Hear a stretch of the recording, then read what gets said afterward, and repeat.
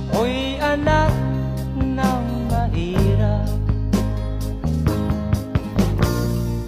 lumaking salat sa yaman.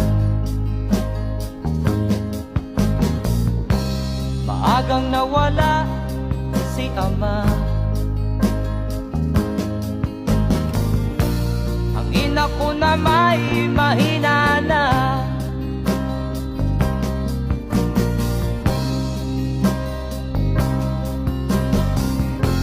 Kami inamak ng lubusan, inapit, tinatawanan. Kami itinuring na basahan, sila ba'y